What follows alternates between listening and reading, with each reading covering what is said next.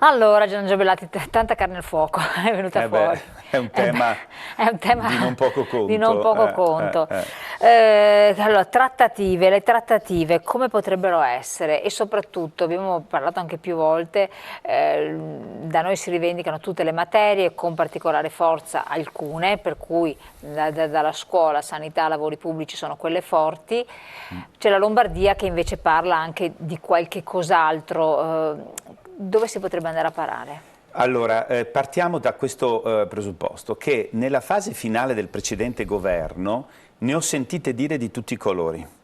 Da parte di coloro che giustamente, come diceva l'avvocato Morosin qui, che si sono messi un po' a scontrarsi anche fra costituzionalisti, ma la cosa più, diciamo, falsa, uso questo aggettivo apposta, è stata quella di dire che se si attuava l'autonomia come richiesto dal Veneto ma anche dalle altre due regioni sarebbe aumentato il debito pubblico, cioè ci sarebbe stato un danno ai costi dello Stato, una falsità. E lo spiego perché è una falsità, perché quando tu chiedi, facciamo il caso del Veneto senza andare a mescolarci con Lombardia e Emilia Romagna, perché è più complesso, perché chiede tutte e 23 le materie. E perché chiede tutte e 23 le materie anche l'istruzione? Perché la sola istruzione vale il 90%. Perché?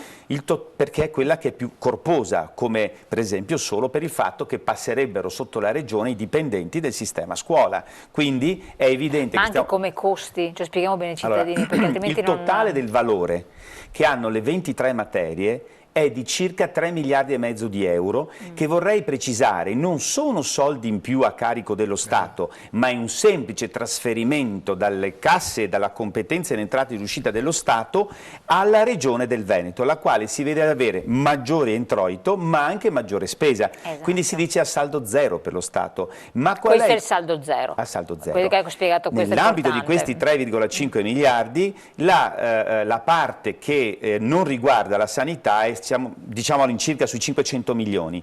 Ma qual è quindi l'istruzione? L'istruzione è tutto il resto, circa 3 miliardi di euro.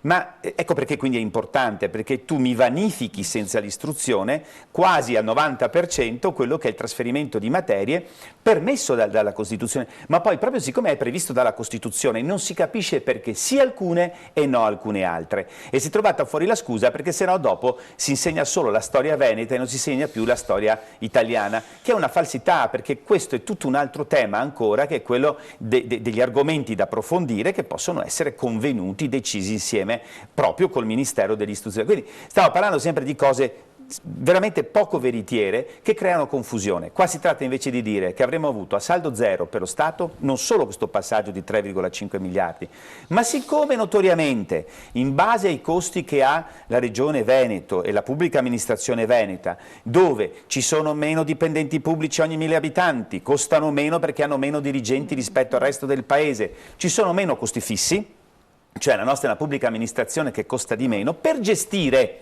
queste 23 materie noi avremmo risparmiato soldi sui 3 miliardi e mezzo che avremmo potuto riversare sulla riduzione delle tasse, per esempio, dei cittadini o su ulteriori servizi che la Regione può dare ai cittadini stessi.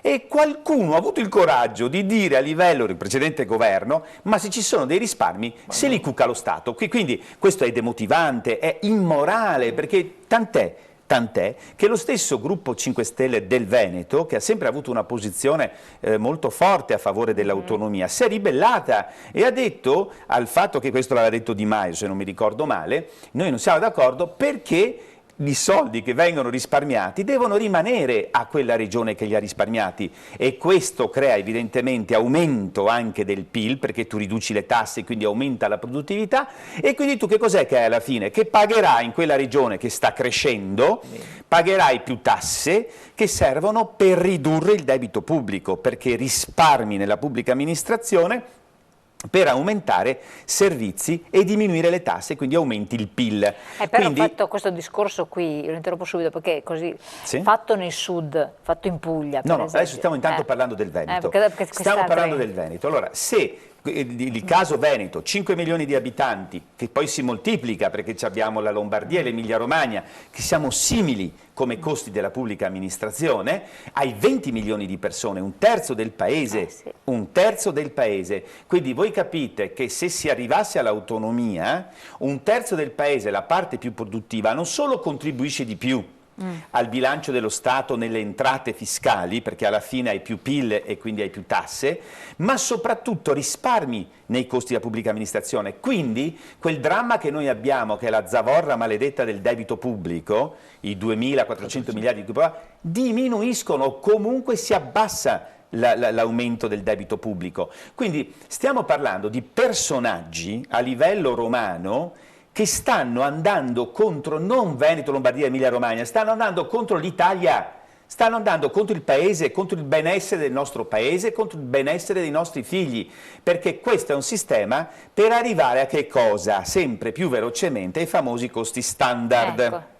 I quali costi standard, di cui è stato bellissimo l'intervento che ha fatto Alessio Morosin, vorrebbero essere alla fine vanificati da quei famosi LEP, livelli essenziali di prestazione, che questo adesso Ministro vorrebbe inserire come turbativa di fatto che di non quello erano che previsti è, inizialmente. che non è assolutamente obbligatorio, che non esiste, anche perché poi stiamo parlando di piccola parte del bilancio dello Stato, quindi non stiamo rivoluzionando il paese con ipotesi di autodeterminazione. Prego. No, ma c'è da aggiungere un altro aspetto che noi vediamo dopo la sentenza della Corte Costituzionale e l'avvio delle trattative anche ad una preintesa quadro sottoscritta il 27 e 28 febbraio 2018 dal Veneto con il governo Gentiloni, che non prevedeva questo, e là c'erano gli esperti, i giuristi, cioè avevano cioè, ma per dire che quanto è speculativo, strumentale, inaccettabile, come diceva benissimo Bellati poc'anzi, che vi si siano introdotti questi elementi distorsivi su un quadro che nemmeno la Costituzione prevede. Ma perché nessuno eccepisce nulla? Ma perché noi siamo allora, si possono dare tante risposte. Io guardo e rispondo come Veneto. Fossi stato io al tavolo della trattativa come presidente, perché i tecnici sono bravissimi, nulla da dire, il capo delegazione, tra l'altro una persona che stimo particolarmente, il professor Bertolissi, tutti di altissimo livello, il professor Giovanardi e quant'altro. Ma è l'atto politico, perché la questione è tornata ad essere, come abbiamo capito tutti, un problema esclusivamente politico. Di tecnico non c'è nulla. Si finge di utilizzare il LEP, la commissione, la legge quadro, argomenti pseudotecnici che in realtà né la Corte né il precedente governo, il governo Gentiloni aveva richiesto, o i suoi esperti come necessario, allo scopo di guadagnare spazio per arrivare non si sa dove. In realtà è un tradimento, guardi che è gravissimo. Questi non hanno capito che i 3 milioni e 300 mila veneti che hanno votato sì, 98,1, è un macigno politico per chiunque li tocchi. Si fanno male, perché la gente è paziente in Veneto, ma non è sciocca. Non è sciocca. Però l'ha detto anche nell'intervista il presidente Zaia, non sono guerrafondai, non è un popolo di guerrafondai. Non è un popolo di guerrafondai, ma non è un popolo di stupidi. Però allora bisogna che noi pensiamo diversamente. Ecco perché c'è anche sul tavolo, se mi consente, una proposta politica alternativa a Zaia, perché Zaia ha rappresentato il massimo del consenso ottenuto in Veneto. Ma l'altro giorno, parlando con un giornalista, dicevo, e mi dispiace dirlo, se al posto di Zaia ci fosse stato un Bisaglia, questi gli rovesciava il tavolo. Un democristiano come Bisaglia, ma ve lo ricordate? Bisaglia era un democristiano di quelli capaci, un democristiano. Siamo costretti a richiamare figure politiche autorevoli che non si facevano impallidire di fronte ai giochetti della politica romana. E quindi, voglio dire, siamo molto poveri politicamente, questo è il motivo, ma chi è davanti non può dire costantemente sento i miei giuristi. E io lancio in positivo la sfida a Zaia, una sfida positiva.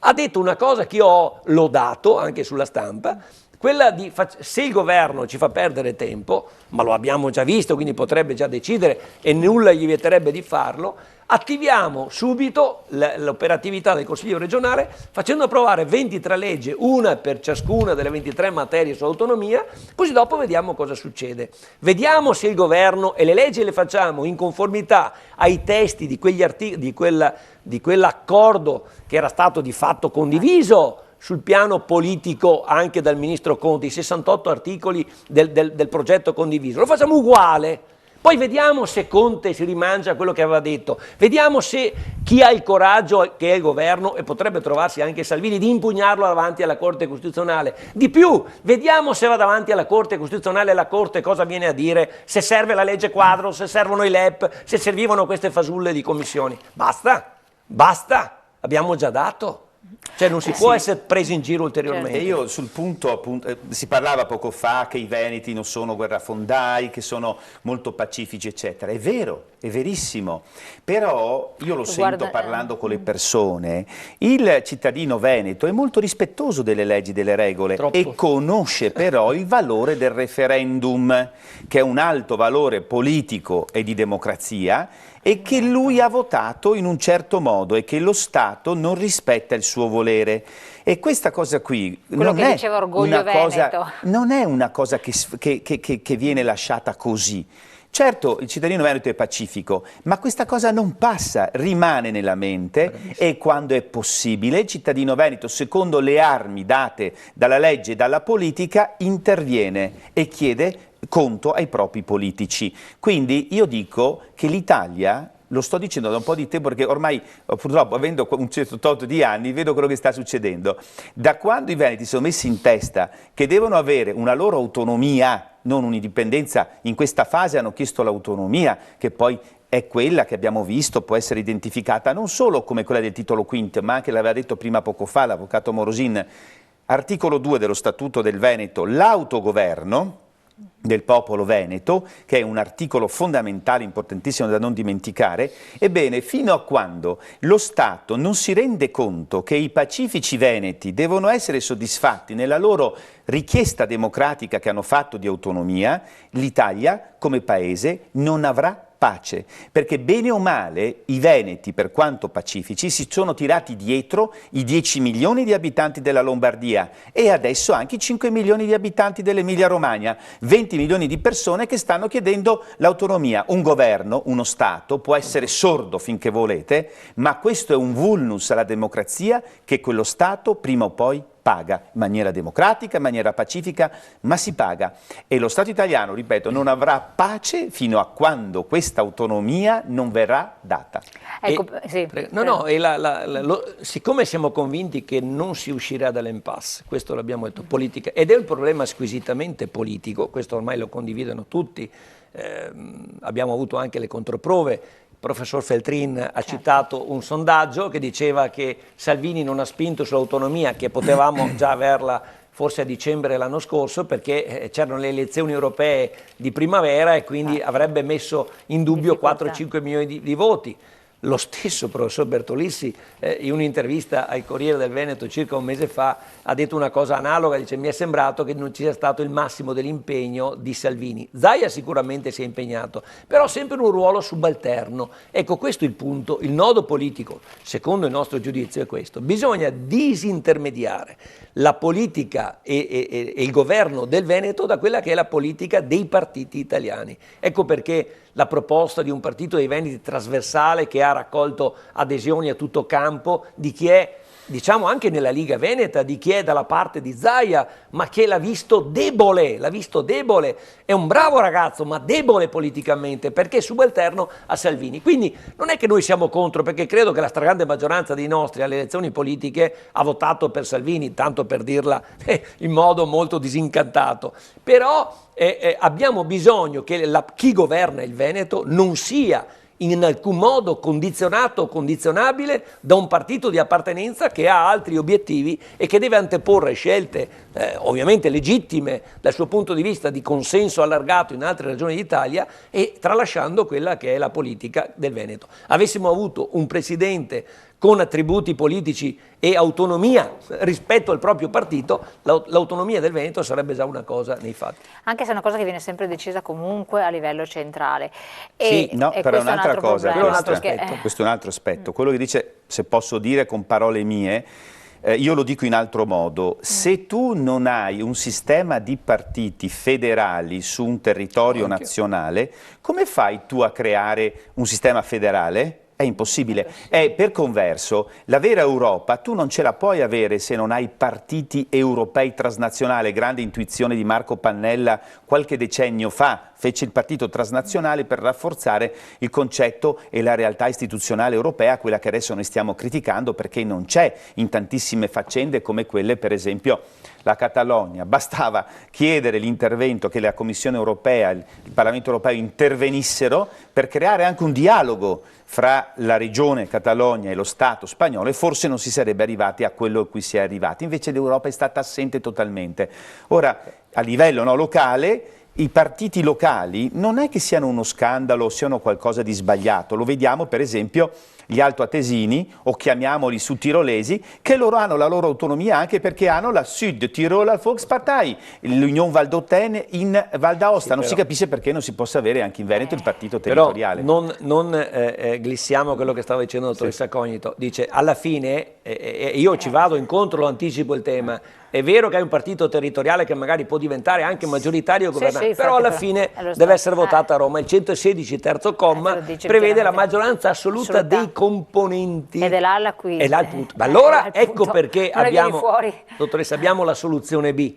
Se non passa questo abbiamo la dimostrazione comprovata che l'Italia è riformabile e quindi fase 2, autodeterminazione, collegati con altre realtà europee, non provinciali isolati, aperti al mondo, aperti a un'Europa che deve essere democratica e che non può più girarsi dall'altra parte. La Scozia vota anche in tema di autodeterminazione. Di cui non si parla minimamente. Niente, perché c'è paura che ci sia l'emulazione, che si capisca che la democrazia non è una declamazione scritta nei sacri testi, è una realtà che va vissuta, che va rispettata e addirittura favorita. Dalla Gran Bretagna abbiamo da imparare tantissimo, piaccia o non piaccia. Ha votato sulla Brexit e si è trovata nei casini, però forse va a votare ancora, non importa, ma è la sovranità popolare esercitata. Da noi c'è paura della sovranità popolare. È una grande democrazia. Noi siamo passati dalla sovranità popolare al sovranismo di Stato, che è l'esatto opposto. Decido io a Roma e ti tutelo. Prima gli italiani, anche i veneti, sono arrivati a dire orgoglio italiano, ma quale orgoglio italiano? Io amo l'Italia, è il mio slogan preferito, ma non mi appartiene. Ecco perché c'è l'orgoglio veneto senza contrapporsi a un orgoglio italiano. E il futuro è dato, piace o non piace, in un'Europa dei popoli, dove la democrazia e la libertà sono una realtà vissuta, non ostacolata. Ecco perché io guarderò sempre di più, ogni giorno di più, soprattutto in questo periodo, alla Scozia, alla Nicola Sturgeon, che è una grandissima premier, che tra l'altro ha messo ormai in calendario il prossimo referendum per l'indipendenza. Non è un tabù l'indipendenza. Se fallisce l'autonomia, abbiamo già detto che se la maggioranza assoluta dei componenti alle Camere non ci sarà, perché non ci sarà, il 116 terzo comma è assoluta, non di chi, di tutti, esatto. Non ci sarà. Quindi diciamolo ai veneti, beffati dal referendum, beffati dalla trattativa, beffati se per caso ci fosse anche un accordo fasullo o così ben vestito, senza risorse, che va al voto, sarà bocciato comunque. Ecco perché autogoverno prima e parallelamente, come Partito dei Veneti, vogliamo il percorso di autodeterminazione in un contesto europeo. L'Italia è diventata una realtà provinciale. Noi vogliamo essere protagonisti d'Europa nel quadro della democrazia e della libertà, collegandoci al mondo, non isolandoci. Tema dell'Europa, adesso ci torniamo a bomba con Gianangelo Bellati, perché questa non è una cosa semplice, anzi, pubblicità. Scusami,